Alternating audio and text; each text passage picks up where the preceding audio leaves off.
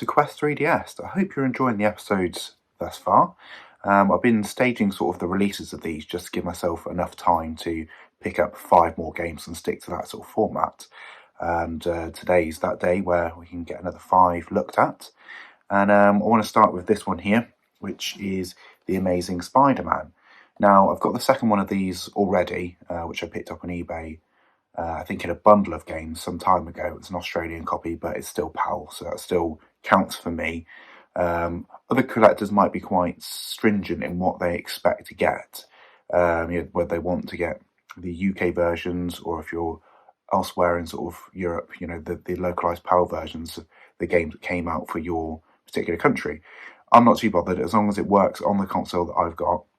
I'm not bothered about where it came from. I don't really care if it's got a PEGI rating or whether it's got the Australian type rating on it. It all comes down to how cheap I can get my collection for.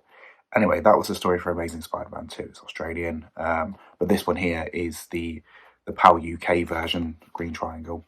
And this one came from CEX. I was quite surprised to find this for only £10. I seem to remember this game actually 6 to 8 months ago was quite a bit more than this. And I'm sure it was upwards about £20. But if you're going to find a copy on eBay today, you're probably going to be looking around about sort of £20 to £25. CEX seems to be quite unpredictable as to when they actually have copies in stock. And I was quite lucky to get this, and it came with the booklet that's in there as well. I've put the little CEX invoice in there just purely because I like to keep them just to look back in years to come when I've forgotten inevitably how much I paid for these games. But the case is in pretty good condition. Pleased with that one. The next one is quite an unusual one, and it's often one that's quite forgotten about when you're sort of buying up your 3DS games. It's not the most interesting game in the world, but it's called Order Up, and it's quite difficult to find this. I looked on eBay, and the prices for this was quite a lot of money, and more than I would certainly want to spend on this type of game anyway. I think on eBay you can be looking at upwards about £55 at the moment, up to going at sort of 70 quid from other places in Europe. So I should imagine it's probably a very difficult one to find. I was lucky enough to find this one again at CEX. This one I think was £18. I think that represents quite a bargain for this. CEX must just have had a price change on most of their 3DS stuff, to sort of dropping it in price, which benefits me massively. So pleased with that. This one's got the booklet inside and also the VIP code. Again, depending on your level of sort of completion with your 3DS collection, you might want all the games to have the VIP codes and manuals, but I'm not that fussed about it, to be honest. It's just the aim to get the whole set. The next one up is another surprisingly cheap one, which is Final Fantasy Explorers. Again, I seem to remember that this one was quite a lot of money at one point. I'm sure this was like £20 to £25. But I got this one on eBay. I think it was, the bidding ended at 13 quid or 12 quid or something like that. Yeah, £12 I think it was. And I had a £2.50 net to voucher anyway, so it took it down to sort of 9.5 quid. Yeah, I can't really tell you much about this game. It looks very much like sort of Crystal Chronicles type games on the back of it, which sort of littered the Nintendo systems previously to this. Yeah, it's 2016 it came out apparently. It's quite late, isn't it, really, considering that sort of mainstream 3DS games were stopped being made sort of like the year after this. So for Square to take a bit of a risk on this and not hold it back for the Switch is quite an interesting decision.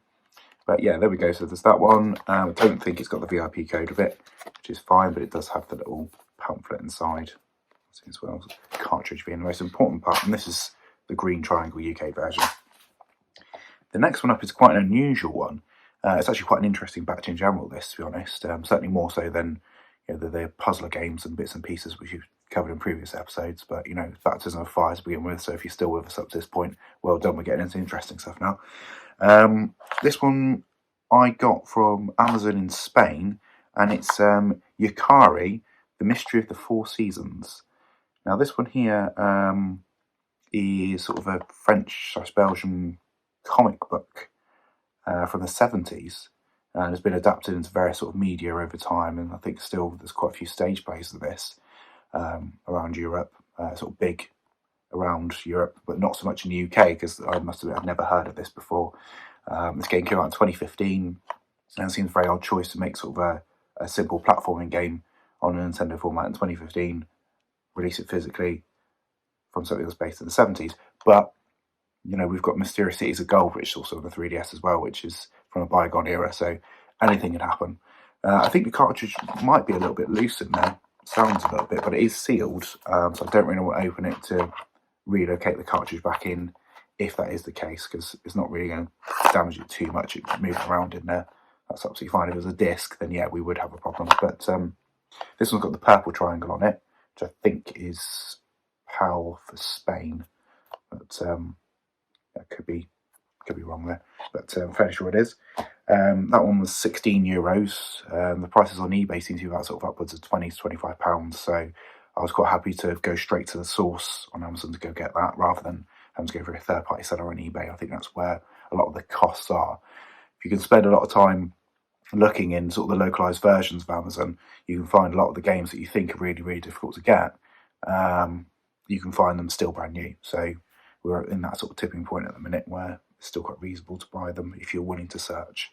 The last one I got was an eBay purchase, and that was Pokemon Rumble World. I missed this one the first time around. I'm fairly sure it's really quite a late game. I think 2015, 2016 time this came out. And yeah, I kind of always thought this one eventually will start to get ground. I think this one was originally a digital release and then decided to release it physically. Now, the digital release will have gone now because the 3DS eShop is gone. So you've only got a way to play this through the physical means. It was up for £20 on eBay. I had a £10 voucher from a place called ShopPix, which is where you register all your receipts and stuff, and they give you points you can eventually convert into currency. So yeah, put it into my PayPal account, £10, and so this ended up costing a tenner. I don't think that's going to be a great loss ever on that. I don't think it'll ever really go less than that. And I'm quite pleased to have it. One that I can strike off the list and not have to think about ever again. So it's only down to a couple of Pokemon games that I need now. I think it's I think it's an Art Academy one I think I need, and also Pokemon X and I don't know, one of the Ultra Sun maybe. But I'll pick them up in the fullness of time. We're talking about games that they printed millions of, so I've got luxury of time to get those. Inside this one, got sort of like a pamphlet and the games advertising sort of the latest stuff that's coming out on the 3DS as well as the cartridge. Don't think they were putting VIP codes in these by this point. I know they did stop doing it because every single game on the 3DS at one point would have had a VIP code up to a certain point. I think it might be the later part, 2014, early 2015, where they stopped doing it. So if your late games don't have VIP codes, don't worry too much about it because they did stop doing it. Right, so that's my batch for this time round, and I think you'll agree they're actually a more mixed bag and quite interesting sort of airing on. So we'll get another 5 games together, and I think we might have a big one in the next episode, a bit of a heavy hitter, but there is going to be a story behind it. Until next time, take it easy.